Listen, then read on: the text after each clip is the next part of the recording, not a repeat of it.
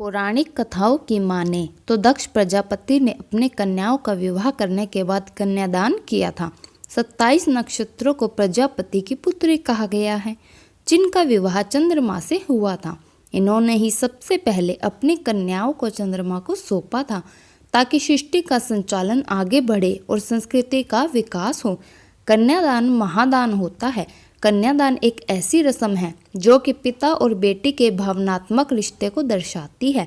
विवाह में वर को भगवान विष्णु तो वधू को घर की लक्ष्मी का दर्जा मिलता है। घर की लक्ष्मी के अलावा कन्या को अन्नपूर्णा भी माना जाता है।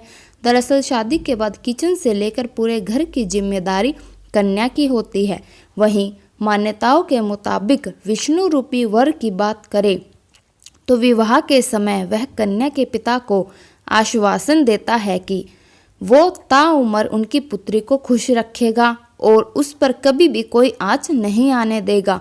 वैसे तो शादी में होने वाले हर रस्म का अलग महत्व होता है, लेकिन हर रस्म का मकसद एक ही है और वो है कि दोनों को अपने रिश्ते और परिवार को चलाने के लिए बराबर का सहयोग देना होगा, क्योंकि परिवार किसी एक की जिम्मेदारी नहीं है। हिंदू धर्म ग्रंथों के मुताबिक महादान की श्रेणी में कन्यादान को रखा गया है, यानी इससे बड़ा दान कोई नहीं हो सकता। शास्त्रों में कहा गया है कि जब शास्त्रों में बताए गए विधि विधान के अनुसार कन्या के माता पिता कन्यादान करते हैं तो इससे उनके परिवार को भी सौभाग्य की प्राप्ति होती है।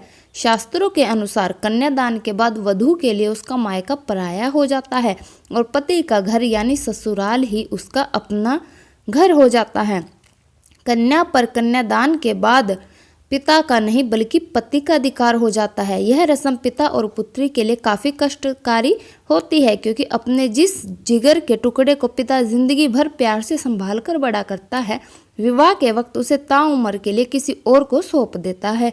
तो वहीं बेटी के जीवन में भी उसके पिता ही एक असली हीरो होते हैं, जिनकी जगह कभी कोई नहीं ले सकता।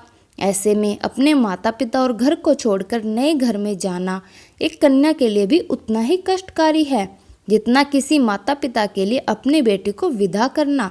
मान्यताओं के अनुसार कन्यादान से बड़ा दान अब तक कोई नहीं हुआ है। यह एक ऐसा भावुक संस्कार है जिसमें एक बेटी अपने रूप में अपने पिता के त्याग को महसूस करती है। Thank you.